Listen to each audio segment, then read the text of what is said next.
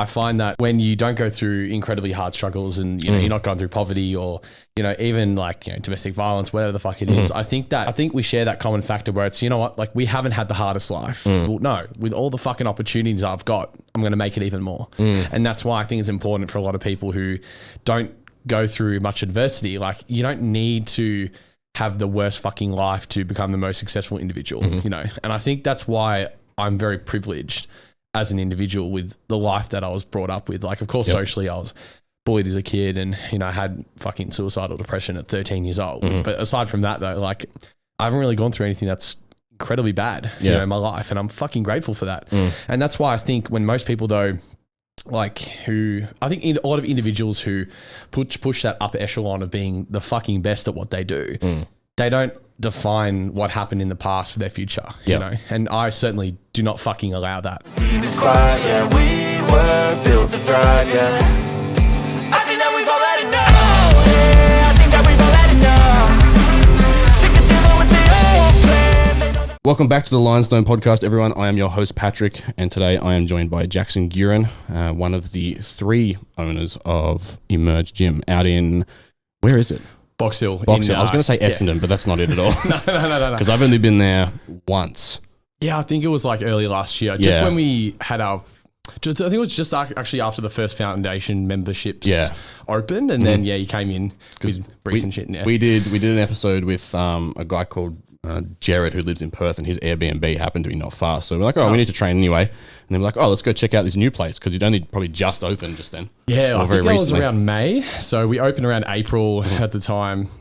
We got the keys to the place like December. So pretty much we had the place for about 3-4 months, but just waiting for all the stuff to come in, getting all like the websites done and like, you know, getting all the memberships in. And like, it was actually, it was a really like big success the first like few months, like with like the first 100 members were gone in like 2 days. Really? Yep. Fuck. We had a really, and that was all like just organically done. Yeah. Like we didn't do any like paid advertising at all. So I think with social media, if you can really generate a good system on it and just provide, again, just like a quality business with like the exception of why, and I guess just promoting that to people who are on brand with it, like you can generate some good stuff. So. Were you expecting that kind of growth that quickly? Honestly, man, like I really didn't know. Like we were all sort of really nervous because again, like, you know, a lot of us really put everything into it. Yeah, we really did. A lot of our, like a lot was riding on it. And we just, again, put the passion behind it. And we said, look, this is our gym. This is our why. This is why we have a culture. And this is why we have a membership cap. We put members first, the membership experiences first. And from there, I think it just sort of spoke for itself, you know. I think, look, at the end of the day, look, I don't think social media alone provided a lot of exposure itself. I think a lot of it too was also the location. A lot of it was word of mouth too. You know, I was telling a lot of people when I used to work at the supplement shop at Westfield Doncaster before that, I had like a couple of hundred people coming to the shop every day. So I'd tell them like, hey, like where do you train at? Like just, you know, small talk. And then from there I said, you know, we're opening a gym Emerge in Box Hill early 2022. If you're interested, take a flyer. And I just put flyers at the front. We Peter, the owner, he was fine with it. And pretty much from there too, I think it generated a lot more word of mouth, but also too with Cal and Jules, like they told everyone about it as well. So it wasn't like, you know, there was no like one specific person doing everything. I think all of us 3 had our part. We knew our role and we pretty much just like applied it. So Interesting. Cause like, do you have much direct competition in like, you probably like around here, we obviously don't open to members, but the nearest gym to us is, they're like literally just down the road. We got one across the road too, but they're all like personal training studios. Is there like big health clubs near you? Is that the direct competition, or do you have any more bodybuilding gyms near you? Well, surprisingly, we don't have really any bodybuilding gyms at all, at all. Like the closest one I think would be like in Ringwood, like Iron Kingdom, and even then, like, you know, they're a completely different gym to what we want. So even as well with like competition, like our main focus is just like to just beat our own KPIs and just like reach, you know, our own like given goals within that like specific period of time.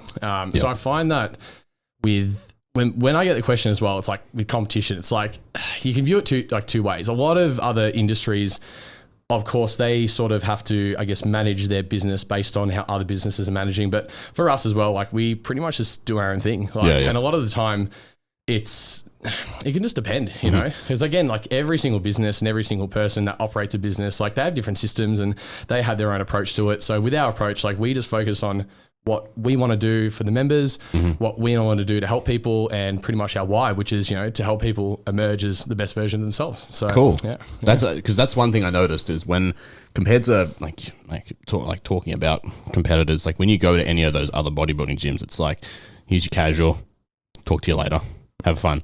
But we had a conversation. I don't remember what it was about, but I think all of us stopped to have a conversation with you. Yeah. And then all of the members in the gym, even though we didn't know them, were still all very, very friendly. And it was more of a community environment as opposed to just a bunch of people just lifting heavy things and putting them up and down, which is, I think, a very, very good aspect because a lot of gyms lack community. There's a few that have very, very tight community, but I think it's very like few and far between. Like most health clubs don't have any fucking community. Yep. They're just, people just churn in and out throughout the day. Yeah. Like I would say emerge into performance. Yep, good gym. And then there's maybe like one or two others that have very, very good like culture around them and people actively want to be there and don't just, hello, see you next week. Everyone stops a conversation. Because you train with John, right? Yeah, I trained with my training partner is John Storatis. So basically this guy, I've known him for years. Like I actually knew him at the previous gym I was actually coaching people out of. Right. So, and I saw him training at the time, and in early 2021 when I was meant to compete and I had this like electrolyte issue, just after that, I remember he put up a post of him like said, I came out of a coma for like nearly 2 weeks. I'm like, what the fuck? Like, so I messaged him. I'm like, you okay, man? He's like, yeah, I just had an issue with like some surgery. I tore my adductor when I was leg pressing and got surgery done, and then he had internal bleeding because apparently the surgeon drilled it incorrectly. And so from there he was in a coma and like nearly died. And from then he had this sort of, I guess, like really large epiphany about life where he just wanted to apply himself every day as much as he could. And he also is 44. He's like pretty much nearly double my age, like almost literally. So this guy's got some fucking experience. You know, shout out to John if you're seeing this shit. And he just trains so fucking hard. Like this guy trains like an animal because he knows for a fact that, you know, like he knows he's not going to be Mr. Olympia, but he, with what he's given and the cards he's been dealt with, he applies it every single day to the maximum of like what his capabilities are. And that's why I've never trained with someone that like, you know, is just bigger and stronger than me. Like I'll train with people that train hard, have intensity and have clear intention of why they're in the gym. So whether it's someone who's, I don't know, fucking 20 years old or 50 years old, you know, so it just doesn't matter again on like, you know, skin, fucking, if they're gay, if they're lesbian, whatever it is, like it matters on their why. It matters on why they're there to train hard. And I think that I play a lot off that because I really, I'm a very, I guess like interpersonal person sometimes. Like I'm very introverted sometimes, but I really do play off the environment I'm in. And I think when I'm around people that work really fucking hard and have clear, distinct goals, it makes me become, you know, sort of like latch onto that almost, you know. So I really sponge up that information. So yeah, he's a freak of nature, man. Like this guy trains hard. Like I've seen a lot of people train hard, but this guy trains so hard, and like that's from someone like me who likes to lift heavy shit. Hack squats like 40 plates aside. You should come down to the merch one time and have a session with him and myself. Yeah, we can. I've spoken to him a few times through Instagram. I didn't meet him, but we briefly obviously said hello. I think when we both trained at Into during lockdown. Yep. I think we crossed paths a few times there. Yeah, he used to train there as well. Yeah. And then we spoke a few times on Instagram. I think about his comp, where he was in killer shape for that. Fuck yeah, he got shredded. Yeah. Coached by AJ Sims, Cement Factory. Yeah, I've seen him American tag coach. him. Yeah. And he's out there every morning on his rower. Yeah, and the bike and shit. That's some fucking dedication. And he's a family man too. So, you know, someone who's a family man and like doesn't make any excuses to achieve their goals, like I absolutely have the utmost respect for. Yeah. You know, people like that. Killer. What got you into the industry? Fuck, man. I honestly, like, I got sort of... Because we're the same age. Yeah, pretty much. Well, I'm a year older than you. Oh, a year older, yeah. But you still have probably a lot more experience than me. But I think, look, with the industry, like, I sort of got into it because I just wanted to look like Arnold. I think everyone started there. It was so... Yeah, I think it was... And You're closer than most. No, thank you. trying. But a lot of it actually started with playing high-level football prior. So when I was on the Melbourne Strength Culture podcast, I was talking about how when I was playing football at the time and I didn't enjoy the process anymore. I found that going through the whole system through TAC and Vic Metro football was I don't know. It's sort of just, I just really stopped enjoying it, you know? And I think that it is a lot of things in life where when you start to take a hobby that you enjoy, like, you know, ludicrously to the point where it becomes almost a job, most people will not enjoy it anymore. And that was unfortunately me. And I just knew too that it was something that I wanted to move on from. And I was like, well, I've always wanted to go to America and live there. And I was like, fuck, play American football. So I was still in high school at the time, had a fully decked out home gym worth like $50,000 to $60,000 worth. Jesus. So yeah, thanks to the old man at the time. I can forked out some good coin for that. But basically through that, I just started getting stronger in the gym. And I'm like, well, I need to accumulate more muscle tissue. How the fuck do I do that? I'm like, shit, I got to eat. So I started eating whatever I could in sight. I just ended up doing dirty bulk for like 2-3 months. And then after about a month of doing the running and doing the training, the running and the training and like American football drills, I saw a muscular development magazine, Arnold Schwarzenegger. I'm like, fuck. I'm like, wait, was Arnold a bodybuilder before he did movies? I'm like, how did I not know this shit? And then I started going through these like bodybuilding archives. I'm like, oh my gosh, watched Pumping Iron, watched everything, Generation Iron. And from there I was like hooked. And then that also same year, 2016, when I started, that's when the classic physique came in. And I'm like, fucking perfect. This is like, I was born to do this, you know. I just instantly knew there was something I loved doing because I also did ballet for 7 years. So when I was dancing at the time too, for me, it's expression, you know, it's expression of each individual. So, and I thought that if I can move and mold that into bodybuilding, it's like expression as well. If that makes sense. Yeah, even though in open bodybuilding, you can still do it as well. But I found that with classic, there's a lot more flow to it. So, you know, because even the judging criteria is, you know, shape, conditioning, you know, muscular. So, through that, I just, I loved it ever since. And now I'm here, yet to compete. That's impressive. I forget, they're like, you do not have the size of a 23-year-old. Oh, thank you. And when you said, I started in 2016, I'm like, oh, fuck, what have I been fucking around doing? Actually, how did you get in the industry? Because I know for a fact that, you know, you were saying like prior to this, you know, you were coaching a lot of people and, you know, one-on-one, and then you moved to more online now. Like, so I started in the industry. I started probably the same age. What were we in 2016? I would have been 17, 18. I was 17 that year, so you're older, 18. Yeah, so I was supposed to graduate high school that year. So I started a few years before, just fucking around the gym, trying not to be fat. Sort of got there. And then I dropped out of high school, did my Cert 3 and Cert 4. Like, I look back now and I don't regret dropping out of school, but like I could have done well in the ATARs and stuff like that if I'd actually applied myself. But I was just like, man, I don't know what the fuck I want to do. PT looks easy. And it looks like it's easy money. Turns out it wasn't. It was the polar opposite of that. The great facade. Exactly. So I did my Cert 3, Cert 4. It was like 6 months. And then I started at Good Life, which is where I met Reese. I trained there as a member for a long time before that. So I already knew who he was, but we had no kind of interaction. Then I just kept training, kept signing more people. I was never a very, very good one-on-one PT in terms of like, I was okay. Like I was very shit with people in the beginning, very, very introverted person. So that was probably one of my biggest downfalls, and my work ethic of being like an 18-year-old in the gym. I just didn't give a fuck. I was like, sign up, don't sign up. I don't fucking care. I can pay the rent and that's all that matters. Grew my personal skills, and then like I was always nice and good with my clients, but just like the business side of things sucked. I didn't know how to sell. I couldn't I wasn't running a business. I was just training time for money and just making people lose weight. And I was like, that's okay. I tried to read business books and just never really got with it. After I left Good Life, I moved to a new gym, Crunch. As they started to pop up everywhere. There was one that just opened up around the corner from the Good Life I was working at. And I was one of the first PTs there. I think the max we ever had was 3 PTs and 4,000 members. Fuck. Yeah. Wow. Still didn't decide to pull my finger out and just kind of still cruise around with my 25 sessions a week, which was enough for a 21-year-old. And then COVID happened. All gyms got shut down. I don't think I was doing anything for about a year. And then Reese, all of a sudden out of nowhere, Lionstone was doing pretty well. Then all of a sudden out of nowhere during COVID, things just exploded. Just bang. And he's like, well, now I have a wait list. And we need people to service. Do you want a job? And I was like, yep. Done. Sounds good. Easy. But yeah, like we'd been friends at that point for a good few years. Been to Bali a few times, and it was like because he like hadn't really seen me do any kind of hard work before. So the first month I worked completely for free. And then here we are 3 years later. Yeah.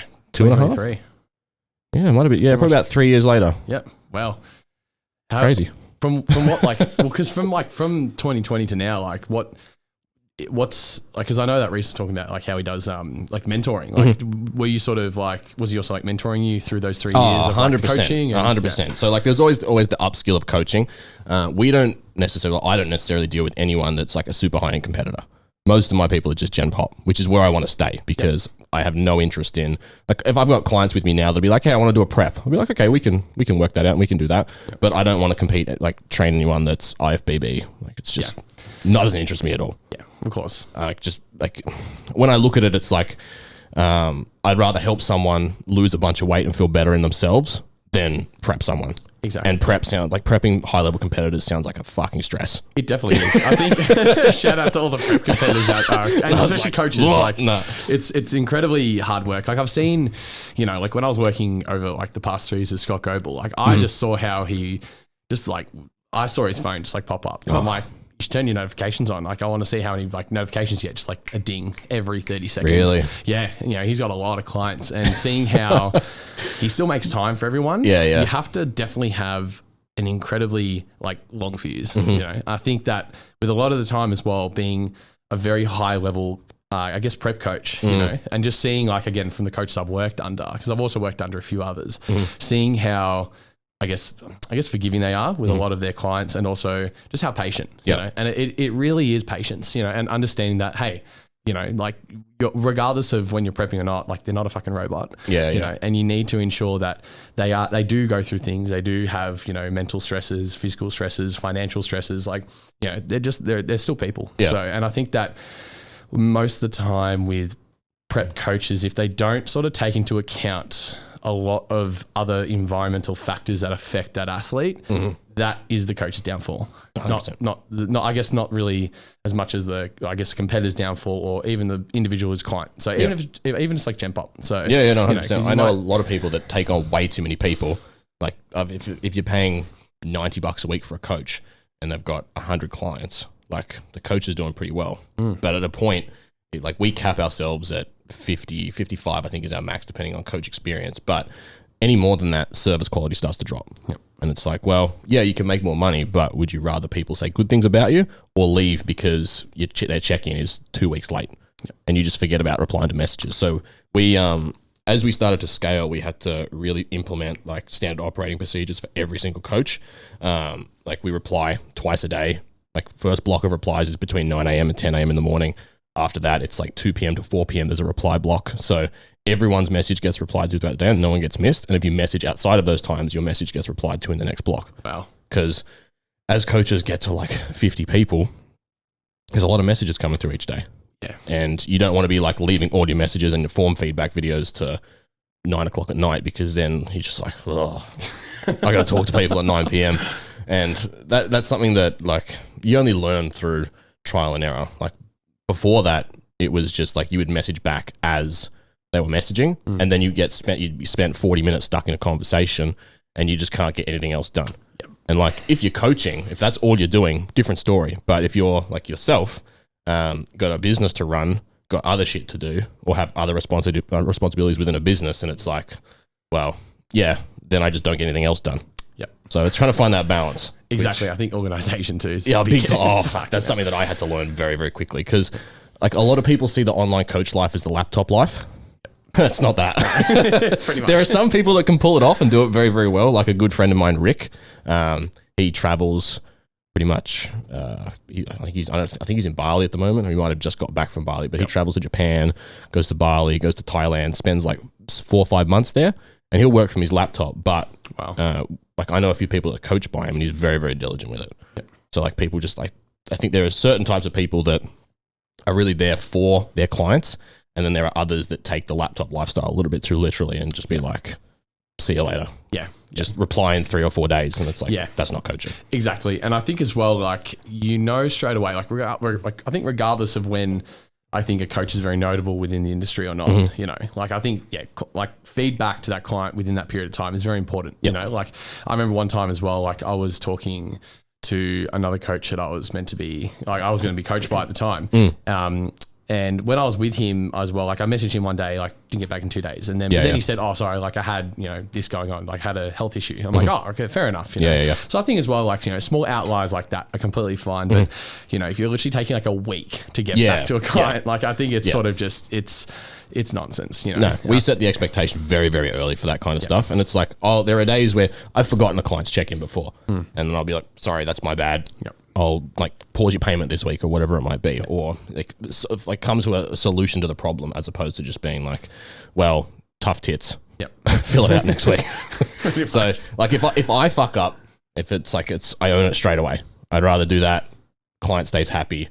Then there's no issues after that. Because I'm sure there are people out there who've got bad things to say about me. Like I probably fucked up somewhere and people say bad things about me. People always have bad things to say about other people. Yeah. But they're not to the extent of I've heard about a lot of other coaches where it's like, ugh, there's missing a check-in and then there's being just a fucking dickhead. 100%. Like 2 weeks, like no response, nothing. Like I've heard stories of that. And it's heartbreaking. It's seeing how when... because like literally someone is believing in your service and they're paying money for your service and you're not actually giving that back to them. Yes. You're essentially just taking their money. That's really fucked up. That's a lot. Yeah. Especially because coaching is not cheap.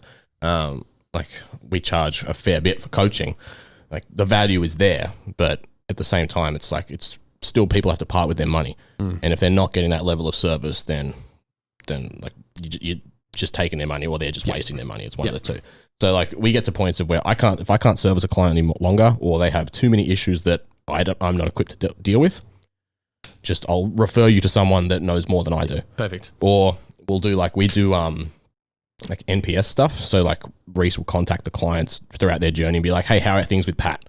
And if it says, yeah, he's really, really good, but this can be improved on, he'll tell me straight away. And then it's my job to go and fix that. Because at the end of the day, like, our job is to keep the clients happy and get them a result. And if they're not happy, then we're not doing our job. Exactly. I completely agree. It's fundamentals. And people forget about the fundamentals as well. And like, I think that's the problem with people getting into coaching. They expect it to be easy. That's probably not a fair statement. They expect it to be very, very straightforward, as in like post get clients. We do that. That's how we do things. But also we have like 10 years of Reese's brand behind us. Like if I went out on my own tomorrow, I would get half the amount of clients that I would have now. Because I have the brand backing me and I'm fucking well aware of that. Like self-awareness is high there. Of course. I think a lot of the time as well, like understanding that, like I think especially when building a business, whether it's, like being like a sole trade or even like a proprietary limited, whatever the fuck it is. I think that having like understanding that it is a team sport here, even as well, like, for example, like my coaching, I coach like a lot more Gen Pop people as well. Knowing for a fact that I have a lot of people behind the scenes as well that help with like my social media, people who help as well with, like video production and all that kind of shit. And, like I think as well, knowing that there are people that you have to look to for not just advice, but also for a bit of help sometimes. I think it's great to have, So I think as well, like, because aside from you can have all the knowledge in the world, knowing how to coach people or knowing how to run a business, but sometimes as well, when it's within outside of your field of, view, or I guess your expertise, and it's not within your scope of practice, you need to look to other people that prioritize in that, and then from there as well, it can definitely aid you in your business. So 100%. I think that's something it's obviously not taught in the Cert 3 and Cert 4. They might do it now where they touch on it very, very briefly, the business side of things, but like anyone can make anyone lose weight. It's just math. There are outliers to that with people with like thyroid issues, but at the end of the day, just eat less, move more, and that is the solution to your problem. Some people do it better than others. Some people get them to eat far too little. But the business part of it, I think, for me, is one of the more fun things. Whenever Reese comes up with an idea, like his brain is constantly thinking. It never switches off. It's like there's always a new idea. And then we put it on the list of like, cool, this is a good idea. Could we do this now? We could do it, but should we do it? No, let's hold that one for later. And that's why we're constantly coming up with different things to do within Lionstone, because he's always ticking over. We'll talk about it and be like, yeah, we could do this, but then let's try and make this a better idea by just breaking down all the weak points of it and coming up with a better solution to the problem. That's why we implemented a bunch of like all the learning stuff for clients. So when clients start with us, they get like a macro tracking course on how to track your macros. Originally, it was just a Word document with Reese on his old webcam from like 4 years ago. And like, it's, we look back at them now and they're like, they're so fucking shit. and now it's like a full structured course with Matt and I running people through it. And then that's just we're gonna add more to those, how to follow your program, like mindset stuff, PED stuff, digestion. So it's just like going to be constant stuff to give to clients as they progress through their journey. And that was just a spur of the moment idea. And we're like, okay, cool. That separates us from everyone else. Instantly. Yep. Education is our biggest thing. Of course. And I think as well, a lot of the time, like, because when you're paying someone for a service, most of the time, coaches will say, okay, here's a program, like, fuck off. Yep. You know, and if the client's happy with that, they're happy with that. But most of the time as well, like, if you can, again, apply more value to someone, that's the most important factor, I think. And that's why as well, I think with anything involved with coaching or, again, business, like, I find that, again, when you're applying a service, you need to understand what's the value behind it. Like, what is the individual or the consumer? Like, what are they gaining from that? So I think that's one of the biggest factors a lot of people don't take in consideration. It's like, oh yeah, I'm just going to release a clothing brand. It's like, well, like, I remember I had a mate of mine who he's starting a clothing brand and we're at like a shisha joint. I was discussing with him and he wanted some advice off me. And I was like, what's your why? And he's like, what do you mean? I'm sorry, Kevin, I love you. But you know, like, and then from there I said, well, why, like, you got to understand why you creating a clothing brand? Like, what value does it provide to people? And so then from then on, he was searching for that why. And I think he's got it now. I haven't asked him about it since, but still, like, I think though, a lot of the time we sort of have to, again, just separate ourselves from what we're currently doing and ask, okay, why are we doing this? Yeah. Why am I coaching people? What's the point of that?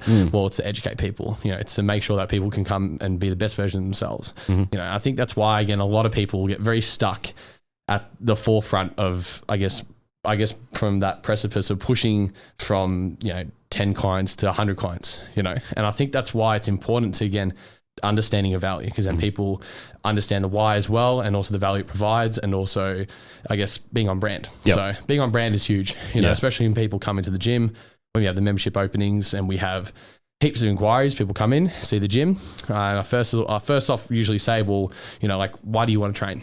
And people just say, get in shape. I'm like, why do you want to get in shape? And then people really start unpacking those layers, you know. I feel like a bit of like a psychologist. Wow, no, that's exactly what we do. And just, again, it really provides people perspective. It's like, holy shit, like, these people actually care about what I want to do when I walk in the gym, you know. And that's why too, when, you know, like, when every single person comes in, I remember almost nearly 300 people's first names, and I know what they're doing today and tomorrow. For example, you know, like, one powerlifter, Nick, a few weeks ago competed, and I'm like, hey, how'd you go? Like, haven't seen you in a few weeks. Like, you know, he's like, oh, you know, I got all sick and stuff, and, you know, my body was a little bit fucked. I'm like, yeah, fair enough, man. Have a few weeks off. And then, you know, one other guy I know, Mitch, you know, he's like construction worker, and like, oh, you know, how was work today, man? You're on deficit, and, you know, he's telling me a lot about his life, and I think that's why as well, again, socially.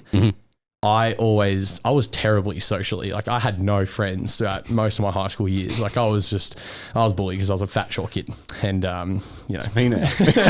Most two of us. So I think from there as well, like, and then after, you know, moving through high school, understanding how to be socially, you know, interactive amongst more people and your peers, and also growing up, I think over time, a lot of people just become better socially. 100%. And that's why I think as well, again, it provides a great asset to business, because if you're great socially as well, you can sell like crazy. Yeah, that's one of the, So like, have you heard of Scott Slayman and Johnny Starr? Yep. Johnny? Love Johnny. Like, he could sell ice to an Eskimo. Yeah. He is such a nice person, and it's like he's a real estate agent. Yep. And pretty much every house he goes to is just sold like that. Yep. It's like Reese was talking to me about it the other day. He went to Jordan Peterson. He bumped into Johnny there. Wow. And Johnny must have brought his partner, and Reese had never met her before. Johnny goes up, oh, hey Reese, how are you? Oh, sorry, this is so and so. This is Reese. You guys have this thing in common. And then he just walked off, and they just started talking. And it's like, I couldn't fucking do that. Like, wow. He's the most personable person I have ever met. And I've only met him, I think, twice. Yep. And I'm like, wow, you're a super nice guy. Yeah. I want to spend more time around people like you. Yeah, he's incredibly intellectual as well. Yeah, You know, very, from what very I've seen, smart. I haven't met him yet, but he seems incredibly intellectual. You know, He's in and very good shape. Yes, and in great shape. Yeah, insane shape. He's got a great coach. So Yeah, he Scott does. even knows his shit. Yeah, so. Scott knows a lot. He Scott's also a very, very nice guy. I've met Scott 2 or 3 times. We saw him at Into back when we trained there, and we saw him training with Johnny, and then one day Reese messaged him, we invited him onto the podcast and did an episode with him, and then I think he's been here 2 or 3 times. Yep. And I'm catching up with him in the next week or so to go train. But yeah, very, very nice dude. But back to what I was going to ask you about. You said there, if you're nice, you can sell very, very well. Yep. And you make it a point to go as soon as someone signs up to the gym, because most gyms, like from when I worked at fitness, like health clubs and all that kind of stuff, they ask those questions, but they don't really give a shit. They're just getting there to get the commission, which is their job, to be fair. Like, Of course. can't knock them, but their job is to get the sign up to get the commission. But I bet you they don't remember any of the clients' names or the members' names. Yeah. So the fact that you do that, like, because that's exactly what we do in consults, like understand their pain point, talk to them about their pain point, and find out why they really want to lose X amount of weight. It's not just because they want to get fit. That's never the fucking answer. Yeah. It's That's never the answer. If they give you that as like the first thinger or the first answer, and you're like, cool, that's it. No, it's not. No one just wants to get fit. got to be specific. Yeah. And then, like, if you come up with solutions, they sell or they buy. And in your case, you sold out 300 memberships in your, because you've just capped it again, haven't you? Yeah, we just finished the cap yesterday. You know. And what are you capped at? Right now it's 300. Yeah. And even from that as well, from the statistics that I saw, is that on average, out of 300 members, every single member trains at least 3 times a week. So, Wow. Yeah. So the visits are very good. They're very high still. Because a lot of the time, like, you know, a lot of gyms have members where they just sign up, they never come to the gym. Like, we don't have that. That's what they bank on. Yeah, exactly. You know, like, which is fair enough. It's effective, but you know, you're not providing value. No. You know, you're not like, and that's the thing. So that's why as well, like, I've got a lot of people, even like personal friends of mine that signed up, you know, they just pay for membership. And I come in, I might mention, like, hey man, you coming in? Like, you know, and they're like, oh, you know, got this on today. I'm like, oh, well, you got this hour free. Why don't you come train? Like, oh, sorry, I got something to do. Like, Wow. Like I would never have thought that, because I never, like, this is not a gym. We have a bunch of equipment downstairs that's a gym for, like, we've got 6 staff, and it's pretty much just Reese and I train in here. That's so good. Because the others live out in Whoop Whoop, the other side of town. Yep. So they train at their own gyms. They're in here occasionally, but then it's just like some of Reese's mates. Like, we don't even have clients coming here. Yep. We're doing an open day soon, but that'll be the first time that they actually get to come in here. That'd be really fun. Yeah, it will be. It'll be big too. It'll be big because people like pester us all the time about when can we train. Whenever we do a Q&A, like the first question is always, oh, when can we come train in the gym? And the answer so far has Same been one. never. Sorry, mate. Because like I want to go back to when you first started building the gym. What was your favorite part of the whole process? Fuck. And how stressful was it? Oh, it was very, honestly, like, just, there every day. Like, it was, I think the most enjoyable process was actually getting our keys to the facility and then walking in and just seeing this empty, huge warehouse and being like, this is it. Like, we're creating something.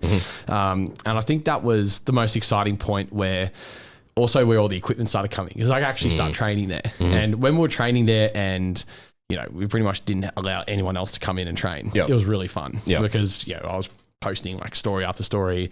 You know, I'd have my girlfriend in and my dad and, you know, people in my family, and Gal and Jules sometimes be there. It was great. And seeing the whole gym decked out, people seeing how awesome it looked, and, you know, just getting heaps and heaps of DMs like, when's it open? When's it open? When's it open? Like, I can't tell you.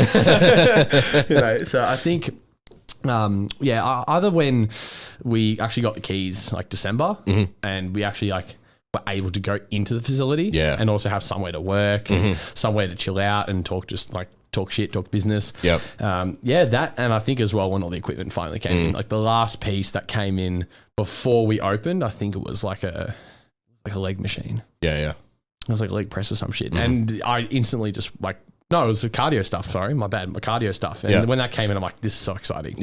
And seeing how you can have your little own slice of paradise for yourself, it's incredible, you know? Like, especially at this age, like knowing that you know, there's a lot of things I think I could go back and do, but can't live in the past. Yeah.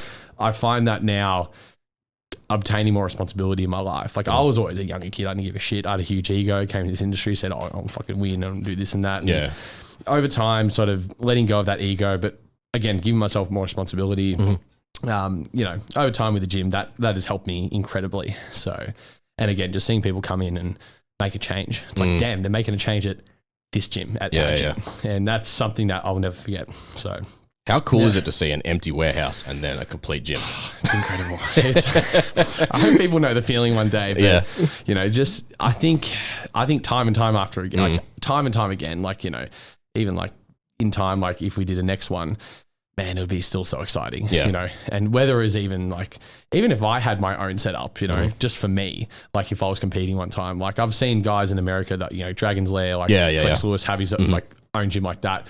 For me, that would be a great goal, you know, like when I'm in the peak of my competing. But even then, just I think it's so exciting to have in that excitement of just a new space you can play with, you know, and I think a lot of people, it's, I don't know. Even like when, you know, like my parents are business owners as well. And, you know, especially my dad has, you know, a couple of warehouses and shit, but even seeing how he started off and when he gets there, you know, a new premises, like when I was a kid, I used to run around in there. It was so exciting. And so seeing when you get like a new, like I guess a new space to play in, it's exciting, man. Like, and seeing what you can put in there, it's like, oh, you know, put the chest machine over there, put the leg press over there. Actually, no, let's have the dumbbells facing the mirror so you can see yourself training on. Then all of a sudden, like literally a year later, everyone's there. Exactly what we did. We came in with a roll of duct tape one day, and we we're like, all right, we're going to map out. It was just recent on it. We're like, we're going to map out where everything's going to go. And then I reckon the layout is still pretty similar to where we had it. Because once we got all the stuff laid out, where the equipment was going, then we can figure out where to put all the sick lighting. Yep. That was the cool bit. The lighting stuff. Yeah. It's like we got all that installed, but he got the tattoo infection in his arm just as we got the key. I think we got the key the same time that you did, around that December mark. The first thing we did in here was paint all the walls. So paint them all black. And the guy that we got to do it, he was a super nice guy, like an old Italian dude. And Greek, or I think maybe, had a very, very thick accent, very hard to understand. But Reese was in the hospital, like fucked up on all these painkillers. And the guy's trying to call him, like ask him all these questions. And he's like, man, I'm in hospital, call Pat. So now I'm trying to like interpret this guy through the phone. And he's like, you want it all black, yeah? And I'm like, yes. And he's like, black? And I'm like, yes, black. And then I was like, oh, I hope this fucking place is black when I get in here. And then I came in one day and they painted absolutely everything black. And that was like the first big step. After that, what did we do after that? Oh, none of this office was upstairs. This was all just a flat mezzanine. Wow. Yeah. And so then from there you sort of built it up? And yeah. So this was all just by pure chance that this all fits in here. Wow. Because we came up with a roll of masking tape and we're like, yeah, it looks big enough. Let's just build it to this. Fuck it. Why not? Because all the builders we had were like, do you guys have any 3D renders you want us to use? And we're like, nah, Reese will just tell you what to do. He would just go on Pinterest. And like, this was all he found on Pinterest. That's so cool. And we're like, yeah, that'll look cool in here. Bang it in here. And that was a fucking bitch. They, because they're all like, they all have to be straight. But because we bought them from Bunnings, half of them were like just kind of like curved. So it took them ages to straighten everything out and bolt it into the wall. And then we laid all the carpet and shit. And then we were like, oh, this is kind of an ugly color. So we had to sand it all and then varnish it. Just like some deco on the wall. Oh, dude, it was so bad. So then we had to lay all this carpet and we got carpet squares. And Reese, I don't know how to fucking lay carpet. So we're in here laying carpet. We painted it all. And then we realized we did such a shit job with the paint that we paid a painter to come in and paint the place again. Yeah, lots of late nights in here. But when the equipment started to arrive, that was the best part. Because shit starts really popping off. It took us ages to get the prime stuff. I reckon it was about a year, maybe just a bit over. We put the order in December, and then we only got this stuff in January. Wow. Yeah. That's a long time, dude. Yeah. And it was most of the major parts too, like the leg extension, the hamstring curl. So we're just training upper the whole time. We didn't train legs. Did that come from US or UK? US. The Watson stuff came from the UK, and then the Prime stuff came from the US. Yeah, far out. That was fucking nightmare. That was like delay after delay after delay. But it's here now, so there's no point complaining about it. Yeah, exactly. I know all that time waiting. It's like, oh fuck, when's this fucking piece coming in? And then it comes in. It's like, oh my gosh. It's weird because when you like it's like It's just gym equipment. Yeah, pretty. It's just gym equipment. It's a fucking heavy piece of metal, and that's about it. We're like, oh, it's all here now. Now we can train. Because I've never been back to a public gym since.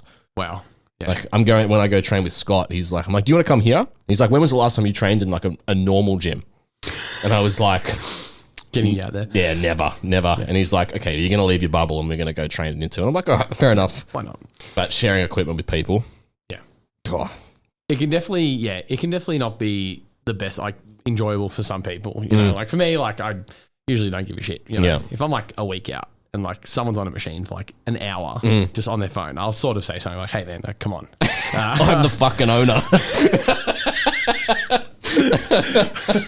Oh man, and that's why as well, like again, this is why the membership cap is so fucking important. Yeah, the membership experience, man. So when you come in and it's peak time, you still know you can get access to kit instead of just being like, what the fuck, and just walk out and go.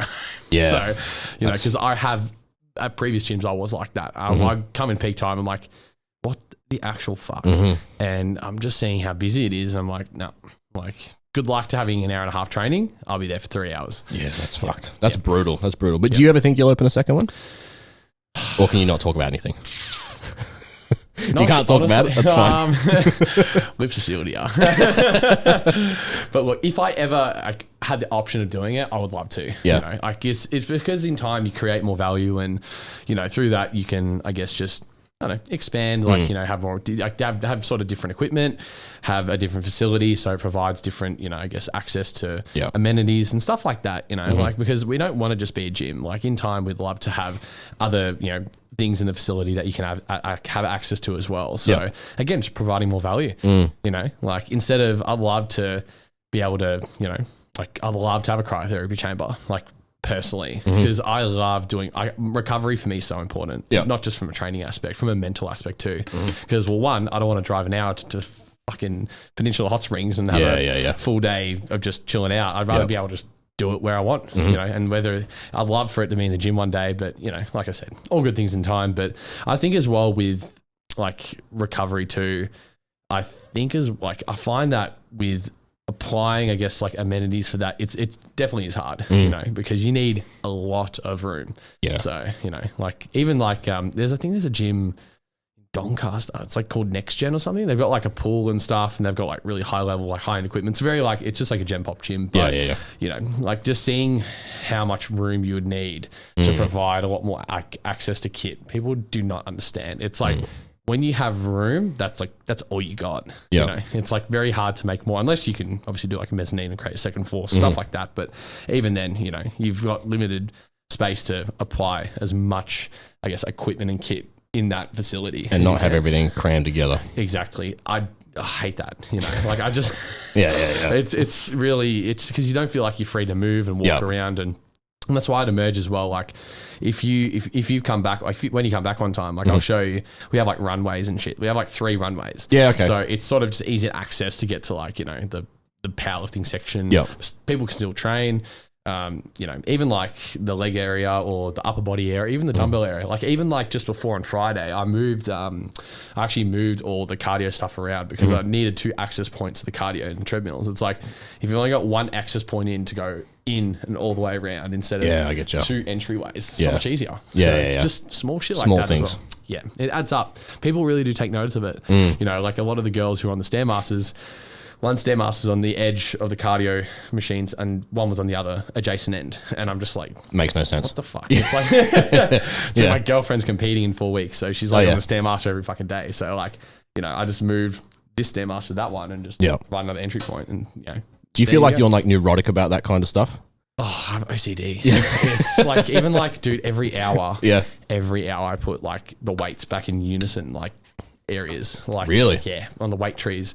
And it also provides a precedent for people to put their weights away. Shit away. Yeah. Because if people like sign up and they sort of haven't really been told, like, you know, or shown how to, you know, do the right thing by the gym community. Yeah. 10 commandments. You know, I think as well, it just provides a good, you know, stigma instead of saying, oh, put your fucking weights away or, you know, providing a negative, you know, mindset towards people and demonizing them for not putting their weights away. I'll just come up to them and say, hey man, like, just wondering, like, are you done with that? And then, you know, it's indirectly saying like, hey, put your weights away. But not being a CUNT. We had a guy that he was like one of the Doherty staff. And this was years ago, and Reese and I trained there once, and we left like 10 kilos on something, and he's like, can you boys put your weights away? And we're like, yeah, sure, of course. Like covered in tattoos, like absolutely huge. And we're like, yeah, we'll put it away. We'll even clean the floors if you want. Yeah, of course. Terrifying. But yeah, that's something that we started doing here, because originally, like, we're like, oh, it's our gym. We'll just fucking... Reese and I used to leave all the plates on the bars, because it's like, well, we're going to use this weight next time we use it. And people aren't here frequent enough to where people need to strip stuff off the bars. So like the Smith machine will always have like 2 or 3 plates on it. Like, well, we're going to use this again next week. We might as well just fucking leave it on here. But it's like the only downside of the Watson plates is because like the Australian Barbell Co plates have the little grips on the inside that make things offloading really easy. Yep. But these Watson ones are so thin that they like press together and you can't get your fingers in between to get them off. So like when you load the leg press up, it takes you like 40 minutes to get fucking everything off. It's like they look great, but in practicality sense, they're a pain in the ass. It's like those calibrated plates. Yeah. When they go flat on the deadlift platform, you're like, oh, fuck. We've had so many of the girls here break nails because they're like trying to like pry them up and fucking nails fly everywhere. And like when I put them in the toaster rack downstairs, because they originally down the front of the gym, we moved up to the back and deadlift platform. I put one in, put a second one in, went to put a third one in. They just went sideways like that and just straight onto my hands. And I was like, I fucking hate calibrated plates. Yeah. It's like picking, it reminds me of in like Shrek 2 when he's like trying to pick up in the dinner the fucking, the cutlery. I always think of that. I'm like, just grab it.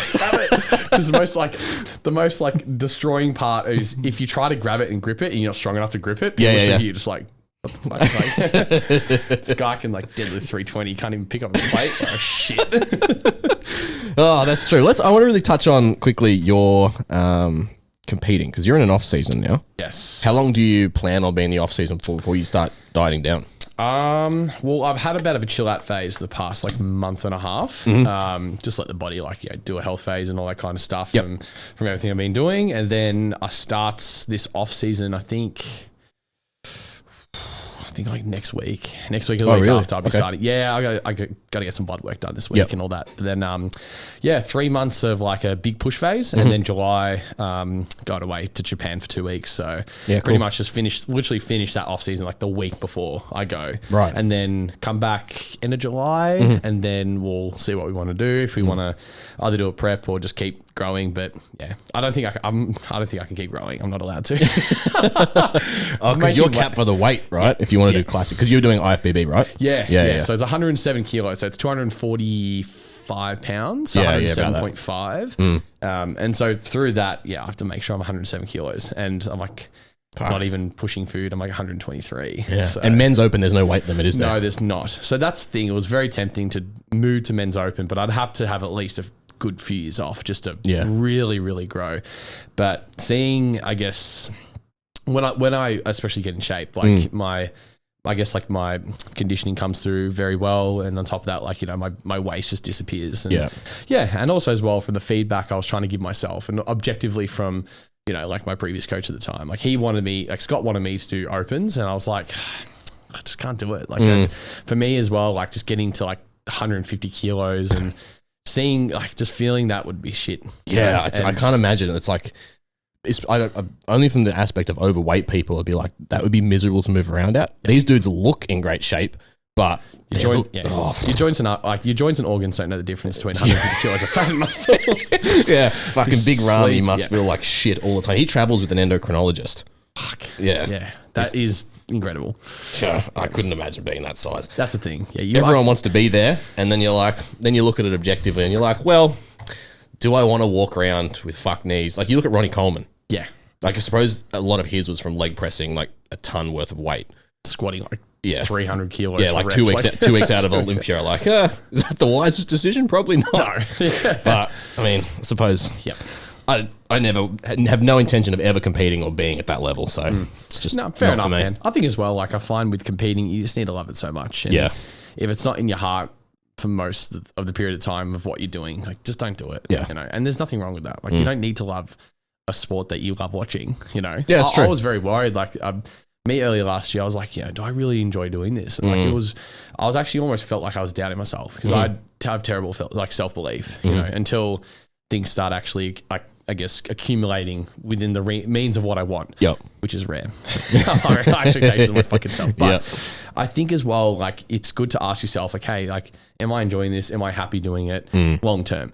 You know, because I think, you know, a very high level individual, I think like Alex Hormozy was talking about, you know, like local growth versus like worldwide growth. And it was essentially talking about, well, what do you gain from competing short term? Like you're feeling uncomfortable, you're depriving yourself of food, you're pushing fucking cardio, whatever it is, an output. But long term, you're going to look back and say, well, that benefited me for the rest of my life because I can apply those distinct values of discipline into other areas. You know, that's not fitness associated. So no, that's true. That's true. So it's like with running a business, like you're not gonna fucking make profit within the first month, like not in the first year, maybe. So, and that's why long term, it's, you know, you're investing towards something that's going to provide a long-term benefit for you, which I think most of the time people just focus on the minute details of like, what am I doing today? What am I doing tomorrow? How do I look? Oh my God. They start overthinking about fucking everything. And this is, you know, I still do this as well sometimes. And it's common. Yeah, it is. But I think that's why it's good to remind yourself, hey, like, no, I'm in this for the long haul. You know, it's like, yeah, I can incline dumbbell press 80 kilos for reps, but can I do that consistently for a long time? It's like, that's what matters. Yeah. It doesn't matter if I benched fucking 200 kilos for reps once, you know, it's like, if I can do that in even like not even as much as that load, but even like close to that load in fucking 5-10 years, that's a lot more of something I look up to rather than short term. Yeah. You know, but some people, it's a good way of looking at it. I think it's something I struggle with as well quite a bit is not so much in the training side of things. I just train to, like, it's cliche as we said before, it's not like the true thing, but like be healthy. Yeah. And I want to get to a size where I look respectable. Of course. It's like, hey, this guy fucking trains. Exactly. But I think especially in like the work side of things as well, like the short-term mindset is something that used to affect me a lot. It still does when we have like new ideas and we can see the revenue that's generated behind it. We're like, oh, I like that. But then it's like, well, we've done that. We've done that a lot where it's like, well, this theoretically could work a lot. And then all of a sudden, like the first 6 weeks of it is just like fucking nothing happens. Yep. And we're like, well, that's demoralizing. But I think that's the biggest part is like being able to just push through setbacks and just keep going with the same kind of like, yeah, the setbacks sucked. But at the same time, you need to keep pushing forward with the same amount of momentum as you did when you're excited about it. Exactly. And that's something that I struggled with for a very, very long time. Something that I'm a lot better with now is because I'm looking at like long-term stuff. I'm only 24. So thinking about what I'm going to do in 20 years is not something that's front of mind. But as I listen to more people like Alex, Reese, Andy Frisella. Yep. Yeah. He's fucking awesome. Yeah. I'm like, every time I'm feeling down about something, I just put him on. He just tells me I'm a fucking pussy. And I'm like, all right, back at it. Let's fucking go again. Like we had to listen, like Mason, one of the other coaches, sent a podcast to our group chat of him and I didn't listen to it. And he's like, have you listened to it? Because I was supposed to listen to it. And I'm like, no, I haven't. I'll listen to it today. And he's like, all right, tell me what's the best thing you get from it. So he knows I've listened to it. And I listened to it. And I think it was the episode, The Last 1,000 Days. Like, what have you done the last 1,000 days to get to where you want to be? Yep. And like, if you truly look at it, have you actually done the things you need to do? And I sent him a message back, being like, oh, fucking Andy's done it again. I'm working till 9 p.m. tonight. Love it. Yeah, he's got a great podcast as well. He does. Have you listened to his one with him and Alex? No, I haven't yet. That's, I think, this one of the most recent ones. It was out like last week before. Fuck, that'd be great. I think it's a 3-hour episode. Yeah, well, it's funny because like I got up this morning and, you know, like did some client check-ins and shit. And as well, like, you know, Mrs. texted me and then she put up a story of like a picture, a screenshot of her watching like listening to the Andy Frisella podcast. Yeah. And I forgot what episode it was, but like like my girlfriend's a tough bitch. Yeah, like she's been through a lot of shit. So, and seeing how, again, like her competing and like she listens to a lot of podcasts about like just, you know, pushing through and, you know, making sure to like stay true to the goal is, you know, I think it's great. But again, like, you know, I think that podcast now, like it's literally like fucking free access. Oh, you know? to like all these super successful people. Yeah. And it just makes me realize that I'm such a fucking pussy when it comes to stuff. And like everyone is a pussy. And I spoke about this with Mason like a few episodes ago that like everyone is really, really soft. And like I was born into a family of where like no one was like, we weren't poor. Like we were probably like considered upper middle class. So I've never gone through any like real struggles in my life. Yep. And I think I take that. I think there was a point in time where I looked at that like, well, to have any form of success, I needed to have some kind of struggle. And then I kind of reframed that to be like, well, I haven't had any. So that's a fucking good thing. Exactly. That's a good thing. And I have like literally have every single advantage of being born into a wealthy country that's first world into a family that had two stable incomes, then like my parents' divorce is probably the biggest thing that ever happened in my life. But even then, I spoke to my dad yesterday, so it's like, it's whatever. Not really, that doesn't really affect me. But like into a family of like two incomes, went to a good school, like primary school and high school, and then somehow stumbled my way into a job that I actually love. Yeah. So it's like, I've actually kind of fucking in a good spot. And I took a lot of reflection and being like, I really struggle with looking at things as they are now. I'm always thinking about what's next. And I think it was my girlfriend that like kind of put it into perspective for me. And I was like, yeah, you're right. I've actually, everything in the last 5 years I said I wanted to do, I've done it. And I haven't even noticed it. Yeah. And that's the thing as well. I find that when you don't go through incredibly hard struggles and, you know, you're not going through poverty or, you know, even like, you know, domestic violence, whatever the fuck it is, I think that, again, I think we share that common factor where it's, you know what, like we haven't had the hardest life, but like that means, well, no, with all the fucking opportunities I've got, I'm going to make it even more. And that's why I think it's important for a lot of people who don't go through much adversity. Like you don't need to have the worst fucking life to become the most successful individual, you know? And I think that's why I'm very privileged as an individual with the life that I was brought up with. Like, of course, socially I was bullied as a kid and, you know, I had fucking suicidal depression at 13 years old. But aside from that though, like I haven't really gone through anything that's incredibly bad, you know, in my life. And I'm fucking grateful for that.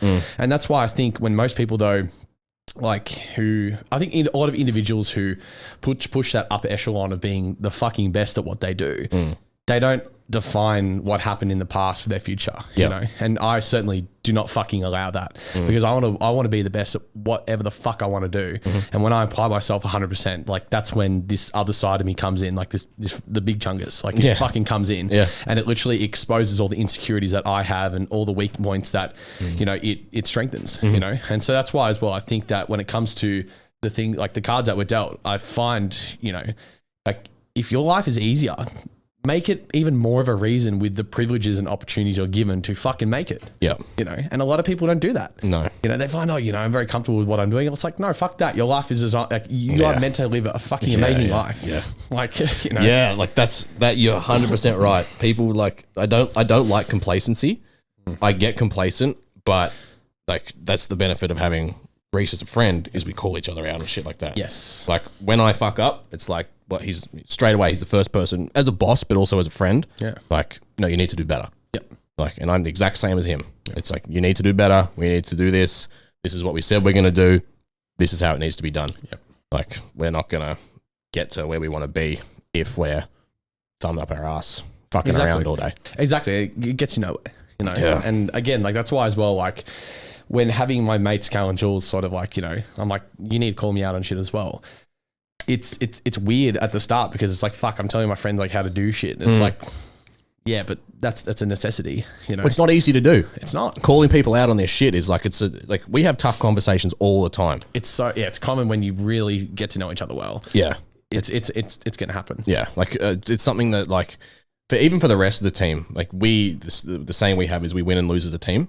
So if someone's not pulling their weight, it's not addressed directly to that person. It's like, hey guys, like we'll have a group meeting. It's like, hey guys, we're supposed to be doing this, this, and this.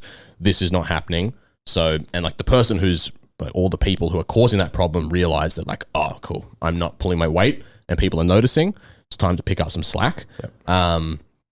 But yeah, I think like, that's why I only have maybe, like I'm friends with don't get me wrong, I'm friends with all the people that I work with, but I only have maybe like 3 friends. Yep. Fair enough. Like that I could count on. Yeah. And they're the ones that surprisingly work in the business. And there you go. And I think keeping your circle smaller is definitely, it's a lot more stress free.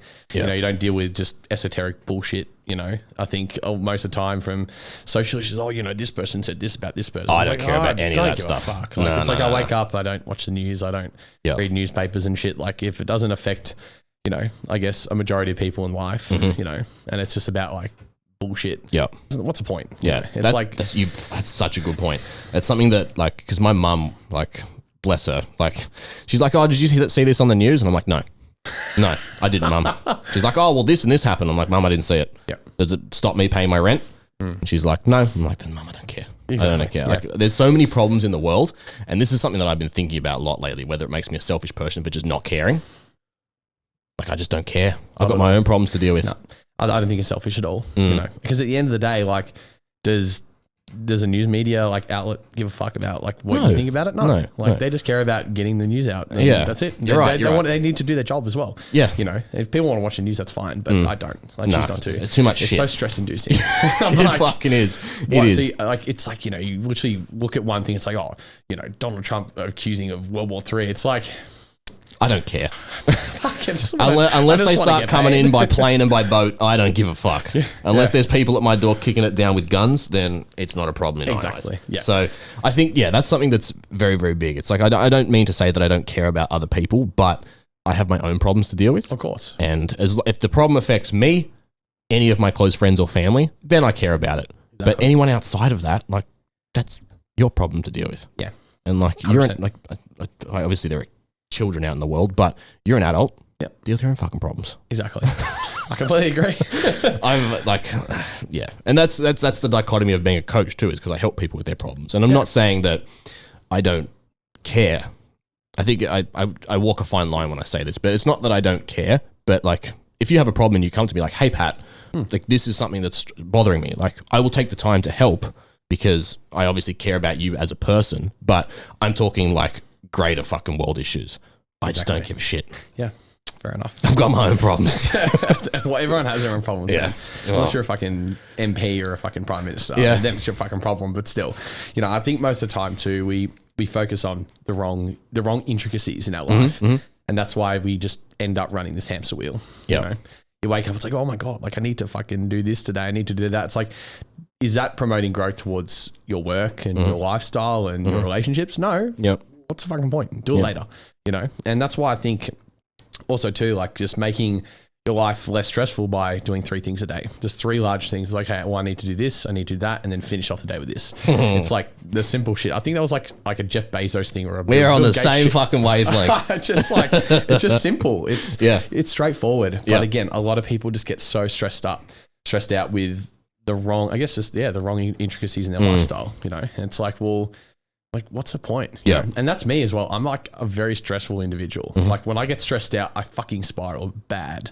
And that's why, again, I allow myself to not reach those points ever again. Yeah. Because it ruins myself and everyone around me. So, and that's why I think though, this is why, again, being grounded is so important. And just knowing that, like, sometimes you need to really just disassociate yourself from a lot of bullshit in, you know, the external environments you're in, you know.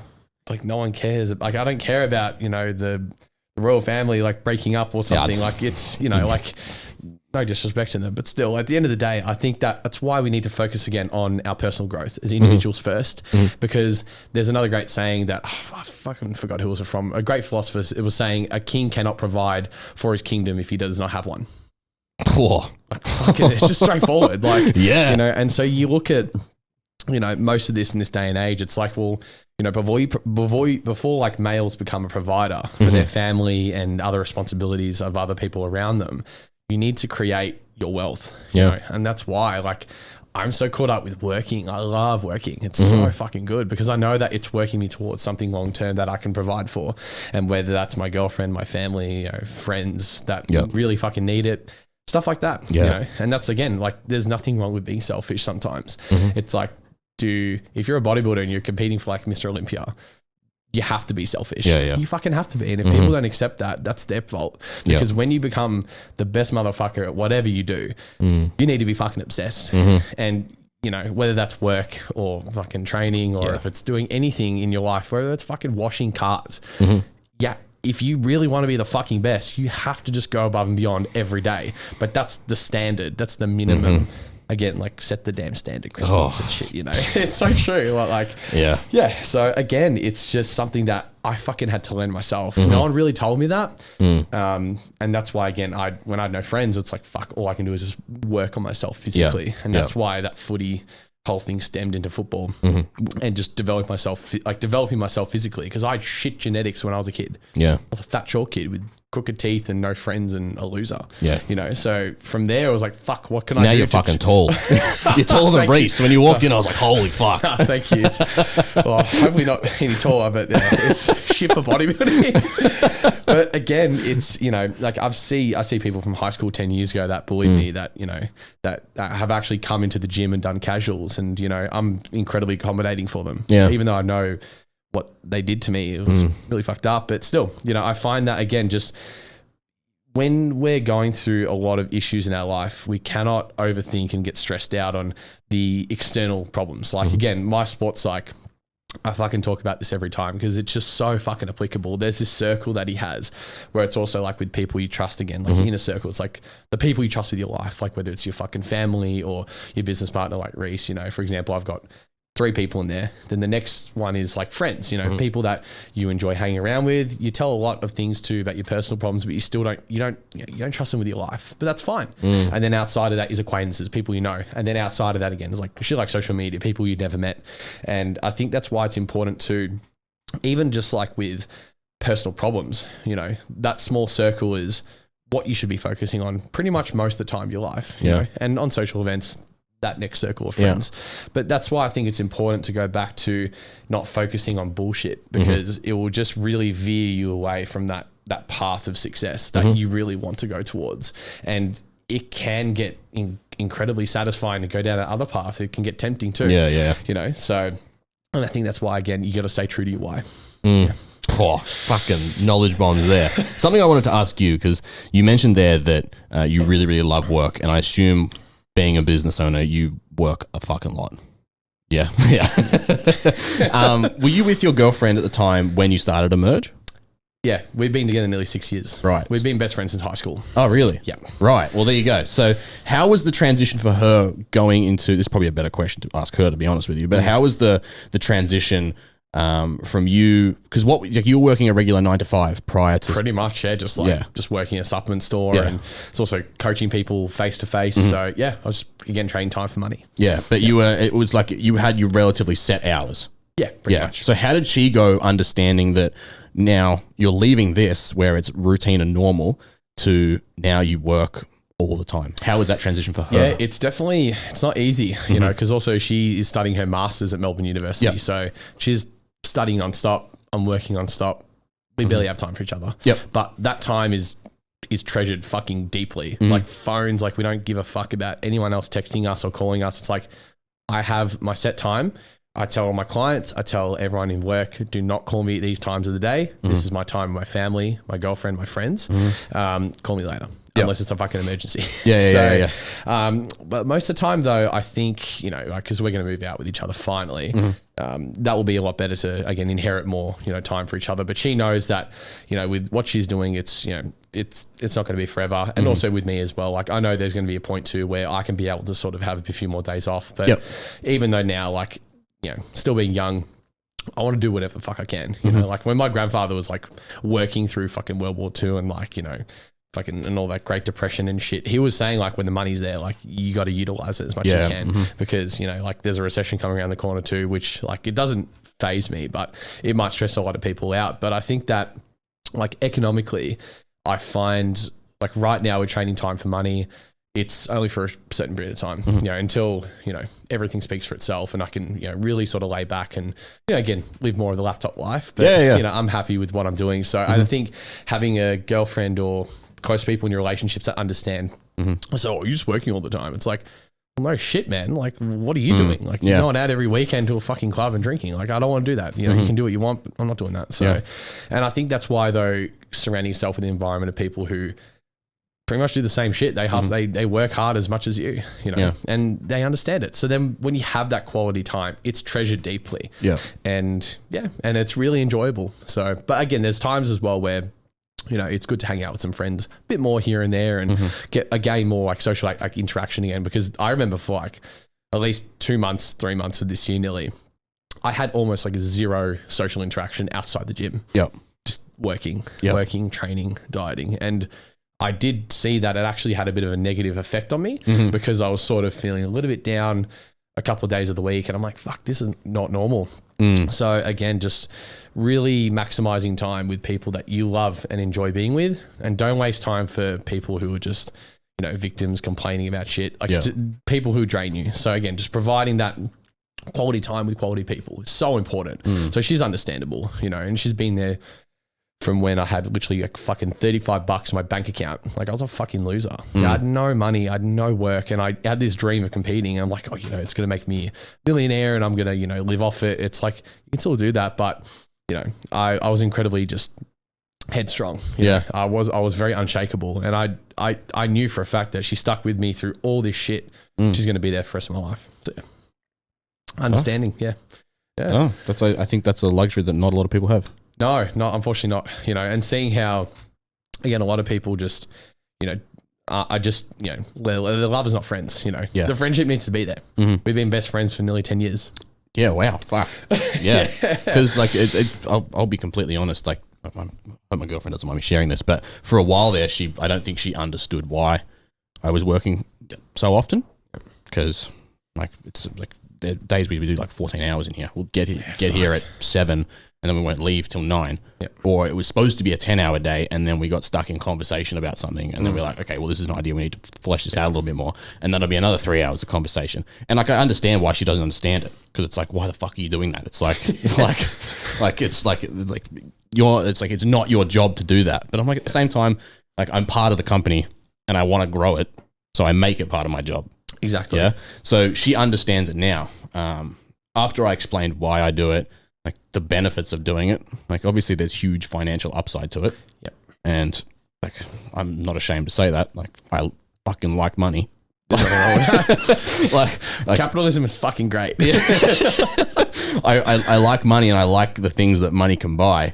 And unfortunately on a regular 9 to 5, it's just something that's not viable. No. Unless your 9 to 5 is paid super, super high wage, yep. It's just not a thing that you can achieve. Yep. So once I explained that to her and it's like, well, I don't want to live in Point Cook for the rest of my life. Like, and we need more money. I want to not have to stress about finances ever again. This is why we work 14, 15-hour days. Exactly. And she's like, oh, I get it now. There we go. And I'm like, okay, like I made it a very big point to be like, well, like, and this doesn't just go for people that work long hours in a business. Like if you have something that you're passionate about and have someone in your life that doesn't understand, explain to them why you do it. Yeah. I said to her like, okay, cool. This month is going to be very, very busy because we have heaps of this shit happening. And I mapped out everything that was going to happen this month. And she's like, okay, that's fine. I just need one night a week. Perfect. I was like, that was the best thing you could say. So yeah, I think I also agree with your point of where like avoiding people that just don't understand. Cause like my parents, they know that I love my job, but they also don't really understand what I do. Not many people do. When I go to say to someone, I'm an online coach, they're like, what? Do you do fucking PT through Zoom? And I just say I'm a personal trainer now. Yeah. I just say I'm a personal trainer. So it makes it so much easier. Yeah. But they don't really understand what I do to an extent. I don't think they've ever watched an episode. Oh, no, maybe they did watch one of the episodes of the podcast, but they just don't really understand. And like, I don't expect them to, because they don't fucking be like, oh, you work too much, you do this, you do that. Like they don't do any of that. They're like, oh, how's work going? And I'm like, yeah, good. That's pretty much where I leave it. It's going well. Yeah. And I don't give them any of the details. Like if something really big happens, I'll tell them. Oh, of course. Because then they'll be like, oh, wow, that's terrific. And like, they'll be like, they'll just say it's terrific because I'm their son and they have no fucking idea what I'm talking about. Like, oh, we did this thing and it did this in the business. And they're like, oh, cool, that's great. That sounds really, really good. And I'm like, yeah, it's fucking terrific. And like, I don't expect them to understand. But then I've got, there have been people that are just like, why do you do this? Why do you do that? Why do you do this? And I'm like, that's the reason I don't talk to those people anymore. Yeah. I think it's easy to find out people who are just victims. Like they're just talking tire kickers. They're just like this is so hard. This is that. Like I'm like respectfully, like just suck it up. Yeah, and do it. If you don't like doing it, don't do it. You know? Oh, that's the thing I say all the time. It's like you have control over everything. Something that you probably read all of David Goggins' books. No, I haven't yet. Surprisingly, I know. Mate, you're way behind. They are so fucking good. There's something that he says in there that both Reese, he won't mind me sharing that, Mason and myself have all done. I only started doing it recently because a lot of men don't typically like journaling. They're like writing stuff out is a little bit here or there for most people. Some people enjoy it and it's whatever. He says, voice note your journal instead. Voice note all of your problems into your phone and then listen to it back. And then after the third or fourth time listening to it, you're like, what the fuck are you complaining about? Half of this shit's not even a fucking problem. Yeah. It's like, And we did a whole episode on journaling and getting it out on paper. It stops it just spiraling around in your head, because anxiety, like clinical or just like short-term anxiety, like acute anxiety about a problem or a situation, once it's out on paper, you can be like, cool, is this an actual problem or not? Because it's not just spiraling around. But I did the voice note thing, and I realized that half of the problems that I thought I was facing, like, oh, fucking, there's so much work to do, there's so much work to do. I'm like, it's good that there's so much work to do. I would rather have so much work to do than have the problem of not having any work. Yep. And it's like, look at it like that. And you're like, well, yeah, I have to do fucking 12 hours of work today. One, it's for a business and a company and a job that I love to be in. Two, like, it's rewarding work. And three, the payoff in 10 years is going to be fucking huge. Exactly. Both financial, like physical within me, and then like intrinsically helping enough people, like the payoff's going to be fucking huge. It is, yeah. But on the other side of that, I have so much work to do. Well, I could work a job I hate. I could not have a job. I could be concerned about how I'm going to pay the rent. Yep. I could have no food. I could have like shit health. All these other fucking problems. Exactly. And it's like, well, cool. This is not a problem. Suck it up and just figure out a way to do it. Exactly. And I think as well that also stems to how people say, oh, you know, like I can't afford this, I can't afford that. It's like, well, no, ask yourself, like, how can you afford that? You know, Yeah. I think that's a huge shift in mindset that I've had over the past few years as well. It's like, you know, when, you know, I'm spending money on something where it's, you know, either for my enjoyment or whether it's like coaching or fucking anything, you know, getting new equipment and shit like that. And it costs a lot of money. You're like, well, is this an investment? Like, and this is like expensive, but how can I afford to, you know, to, I guess, supply the demand for that, you know? Yeah. So that's a really good way of thinking at it, because I think a lot of people are scared of money. I used to be fucking terrified of it. It can be when you lack knowledge. It's like anything though, when you lack knowledge. Yeah. Like, I'm not fucking rich by any stretch of the imagination. Like, I have a decent salary. I'm paid quite well. I'll first to admit that. But, like, I don't have $10 fucking million sitting in my bank account. So like, there's still financial stress in life. Yep. But at the same time, it's like, well, I'm not scared of it, because I always have stuff to fall back on. Like, worst fucking, I hope it doesn't happen, but let's say next week I can't pay rent. I get kicked out of the house. What's the worst thing that happens? I just go back with my parents. Yeah. So like, I've always got a fallback, but I'm always smart enough with my money to where it's like, well, if I can't buy it twice, I don't buy it at all. So fucking true, man. Like, so true. Like, this was something that I've only learned recently. Like, I've worked at Lionstone for 3 years, but before that I was reckless with money and I would just spend it on shit I didn't need. Like, my computer at home during COVID, I reckon I played a lot of games. That was my fucking addiction. I would play World of Warcraft for like 12 hours a day. It was bad, real bad. Yeah. I reckon I spent like $4,500 on it. Like, it's fucking expensive. Like, when I bought it, it was the top of the line thing. Now it's used very, very sparingly. Like, I have an office, but I do most of my work in here. I'll do an occasional Zoom call on it. So it's like a $4,500 computer to do Zoom calls on, occasionally write programs on, and maybe once a fortnight play some games on it. But like, it was a stupid decision. And now I was like, did I really need that? I'll order Uber and I'll be like, did I really need to do that? And then I'll beat myself up about spending money on shit that I don't need. Yeah. Because like, Uber's fucking expensive. It's not cheap. $40 for 2 Nando's wraps. Like, what a fucking rot. It's like, oh yeah, you know, $10 for, you know, 2 things, like, oh, $20, and it's like a delivery fee, $15, and then service fee, $10. Like, what the fuck? Yeah, this is not worth this money. And it's like, I think people's mindset on money, I'm like, this is not financial advice, by the way. Go do your own fucking research on money. But people's like mindset on money, like, I never used to budget.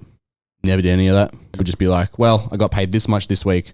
Cool. I'll just save this much money and just put the rest over here, pay the bills. Yeah. Now everything is down to the like fucking cents. Yeah. Good. I'm so anal about it. Yeah. But it's effective long term. Oh, 100%. Because like, as your income scales and as the amount of money you earn scales, like, if you had the same, like, I think, was it Reese who said this? If you're being paid, I don't know, $600 a week and you're shit with money, and you get to a point where you're paid, I don't know, $6,000 a week, you're still going to have the same tendencies. They're just going to be on a bigger scale. Exactly. And you're just going to buy a bunch of shit. You're going to buy a bunch of fucking jet skis you don't need. And then all of a sudden you can't pay any of your repayments. You don't have a house anymore. Yeah. And you're fucked. And you're fucked. Yeah. Financial literacy is not something that's taught in schools, and it's something that I wish I learned a lot earlier. Definitely. And now I read a shitload of books on it, even though it's fucking boring. I'm not going to lie to you. Like, yeah, it can definitely get like consistently like just the same shit. Like, I find that like money is something that's everyone knows how money works, but understanding how to create and make more money is it's different, but it's just consistently the same shit all the time. But that's why, again, like just being open to learning consistently, like new methods and this and that, and like reading books. And that's why, again, like the people who are highly successful are the ones who are fucking consistent, and they don't get tired and say, oh fucking, I can't focus anymore and put down a book and start playing fucking, I don't know, video games or watching Netflix. Yeah, that's that was something that I struggled with for a very long time. Same as well. I think that was like World of Warcraft. Like when I first met Brie, my girlfriend, during lockdown, she would come over, and I was like, I look back at this now, and it was the worst thing to do. Like she would come over, and I would just play WoW. Like, dude, I was proper addicted to it. It was like it's so bad. My mum was like, I thought I failed as a mother. Because, dude, I would, back in high school or primary school even, I only lived like less than 30 seconds from the school. So I'd wake up, shower, get ready for school, play games for 2 hours before school. School would finish at 3. I'd be home by 3:02, straight on the fucking Xbox for another like 6 hours. Fuck. Dude, it was so bad. I had 1,000 hours in COD Black Ops, and each game, that's game time, and each game goes for 10 minutes. Shit. So do the math on that. I wasted so much of my. I say waste, but I was fucking like 13. But that obviously that tendency. Yeah. That tendency carried through to World of Warcraft, where I had 300. No, on one character I had 70 days played. Fuck. And when you put that into perspective of how much of my life that was, that's a lot of fucking time that I could have been doing more useful shit. It's a long time. But priorities change. Things look different now. Of course they do. Now I don't have time to play fucking games. No. Because now I have my head spinning with ideas all the time, and I'm like, well, I need to do this today. I need to do this. This needs to get done. If this doesn't get done, then this doesn't happen. And in 10 years, I can't buy a supercar. That's a mindset we all share. All right. I don't know how we got onto the topic of this. This was originally going to be a fitness episode, but I'm glad it went this direction because this has been a very interesting conversation. But is there anything you would like to add? I think we pretty much covered most shit, man. Yeah? Like, I like where it went as well. Yeah. Anything we didn't cover that you want to go over? We got all the time in the world. Fucking loved it. Cool. Nah, all right. Great. Go plug yourself. Where can people find you? Like, Instagram, Jaxon Guerin, JaxonGuerin. Yeah. And also Chungus Coaching is my new coaching brand I'm bringing up. So I saw you post that. Plug the gym too. Yeah. Oh, I merged gym as well. So Box Hill North, Lexington Road, 77A. So we have casuals that are allowed, but we are at membership capacity right now. So right. But when this comes out, it might we might have another. I think this comes out next week. 50. Oh, 2 weeks. I think we might. 2 weeks, 3 weeks, 4 weeks. I don't know, something like that. Oh well, the Instagram will go on the screen, so you can go follow those, and then when I'm sure you'll announce when you're opening new stores. Oh yeah, definitely. We'll have like big socials and stuff, and perfect, exciting times. Done. All right, guys, thank you very much for watching. If you enjoyed the episode, you took any value from Jaxon's important message and my rambling, click the like button, subscribe, rate us 5 stars on Spotify. Do you use Spotify or Apple Music? I use Apple Music. I'm gonna this is the fucking thing. It's like I'm pretty sure we're on Apple Music, but I'm not sure if it ever. I don't know. I don't use Apple Music. Well, I think it's not Apple Music. I think it's just podcasts now. It's like a different app. Oh, so you use podcasts. Okay, that's a different story. But I had people who was like, do you even rate on Apple Music? Because I've never opened our podcast on Apple Music. I didn't even know if it was fucking on there. And then we had one guest, and they're like, yeah, I use Apple Music. And it was just like, it's like when you text someone and the text message goes green instead of blue. It's not iPhone to iPhone. I'm like, oh, you're dirty. Get the fuck away from me. But yeah, if you can rate on Apple Music or podcasts or whatever it's called, go do that. And yeah, that's it. We're trying to get to 5K subs in the next year. So go subscribe. All right, guys. See you next week.